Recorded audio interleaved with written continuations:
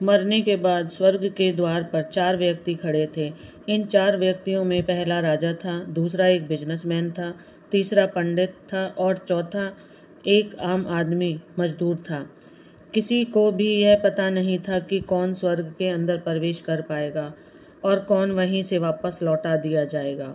सब स्वर्ग का दरवाज़ा खुलने की राह देख रहे थे और आपस में बातें कर रहे थे। जैसे कि राजा को मरने से पहले से ही आदत थी, उसने अपनी बात सबसे पहले बताई। राजा ने कहा, मैं बहुत प्रख्यात राजा हूँ। मैंने धरती पर अपना बहुत नाम कमाया है, इसलिए पूरी संभावना है कि मैं ही स्वर्ग में जाऊंगा। फिर व्यापारी ने अपनी बात सामने रखी। वह बोला, मैंने धरती पर खूब धन कमाया है और उस धन से मैंने सैकड़ों लोगों की मदद की, इसलिए मैं ही स्वर्ग का हकदार हूँ। अब बारी थी पंडित की, तो पंडित ने मुंह खोला और सबको यह कहा, चाहे तुम जो सोच लो, लेकिन यह बात तो तय है कि स्वर्ग के दरवाजे खुलेंगे तो मेरे लिए ही। सब जानते हैं कि पंडित दिन रात भगवान को याद करते हैं, इसलिए स्वाभाविक है कि स्वर्ग में पंडित का स्वागत किया जाए। जब सबने अपना अपना पक्ष रख दिया, तब सबकी नज़र उस मजदूर पर थी, जो चुपचाप अपनी नज़रें नीचे झुकाए बिना कुछ बोले वहीं पर खड़ा रहा। स्वर्ग का दरवाज़ा खुला और वहाँ पर एक देवदूत आकर खड़ा हो गया। देवदूत के हाथों में एक पुस्तक थी, जिसमें इन सभी के कर्मों के बारे में लिखा हुआ था। देवदूत ने सबसे पहले राजा को अपने पास बुलाया और उससे पूछा, तुम बताओ, तुमने अपने जीवन में क्या क्या अच्छे कर्म किए हैं। मैं उन्हें इस पुस्तक में देखकर फैसला करूँगा कि तुम्हें अंदर आने देना है या नहीं। राजा ने कहा, मेरा राज्य जितना बड़ा था उतना ही समृद्ध था और मेरे राज्य के सभी लोग खुशहाल थे। सभी बड़े आनंद से रहते थे। मैंने उन्हें कभी भी किसी भी चीज़ की कमी नहीं होने दी। यही मेरे अच्छे कर्म हैं। देवदूत ने अपने पुस्तक में देखा और देखने के बाद राजा से कहा, तुम सच बोलते हो। तुमने अपने राज्य की प्रजा को बहुत सुखी रखा था, लेकिन तुमने अपने राज्य की सीमा बढ़ाने के लिए जितने युद्ध किए थे, उन युद्धों की वजह से हजारों सैनिकों ने अपनी जान गंवा दी थी। उन हजारों सैनिकों के परिवार के दुख का कारण तुम बने थे, इसलिए तुम स्वर्ग में नहीं जा सकते। अब बारी थी व्यापारी की। व्यापारी से जब देवदूत ने पूछा कि तुम्हारे अच्छे कर्म क्या हैं, तब व्यापारी ने उससे कहा, मैंने सैकड़ों लोगों को खाना खिलाया, कई आश्रमों में दान किया और निराश्रित लोगों के लिए घर बना कर दिया। यह मेरे अच्छे कर्म हैं। देवदूत ने फिर से अपनी पुस्तक में ध्यान से देखा और देखने के बाद व्यापारी से कहा, तुम्हारा कहना भी ठीक है कि तुमने बहुत दान धर्म किया, लेकिन यह दान धर्म तुमने जिन पैसों से कमाया, उन पैसों को कमाने के लिए तुमने न जाने कितने झूठ बोले और कितनी हेरा फेरियाँ की हैं और कितनी मिलावटें की हैं, इसलिए तुम भी स्वर्ग में नहीं आ सकते।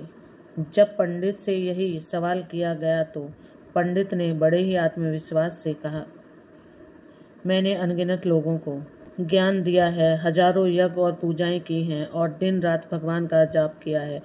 इससे अच्छे कर्म और क्या हो सकते हैं। देवदूत ने अपनी पुस्तक के अंदर झांक कर देखा और पंडित से कहा, आपने जितने भी लोगों को जो भी ज्ञान दिया है, उन बातों पर खुद कभी अमल नहीं किया।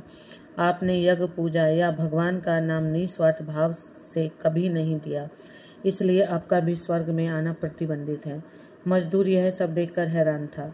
वह अब तक जिन्हें महान समझता रहा, उनकी व्याख्या स्वर्ग के दरवाजे पर आकर बदल गई। धरती पर जिन कर्मों को अच्छा समझा जाता है, उनका यहाँ पर कोई मूल्य नहीं था।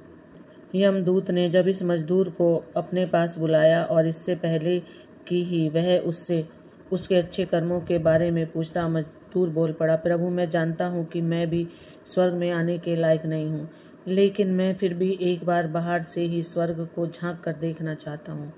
बस इससे ज़्यादा मेरी कोई इच्छा है ही नहीं, क्योंकि ऐसी इच्छा पालने के लिए मैंने जीवन में कुछ भी नहीं किया है। मैं पूरा दिन मेहनत करता और जो भी पैसे कमाता उन्हें अपने परिवार के पालन पोषण में खर्च कर देता, इसलिए दान धर्म के लिए कुछ नहीं बचता।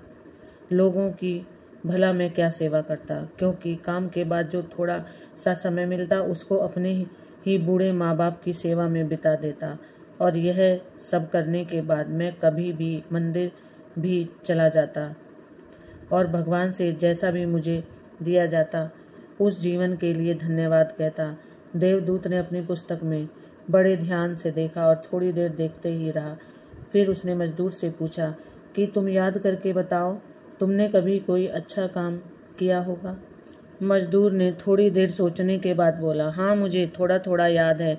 एक बार मैं बहुत भूखा था और मैं खाना ही खाने बैठा था कि एक बहुत ही कमज़ोर कुत्ता जो ठीक से चल भी नहीं पा रहा था वह मेरे पास आ गया और मेरे खाने को देखने लगा। तब मैंने अपनी रोटी उसे खिला दी थी और उस दिन मैं खुद भूखा सोया था।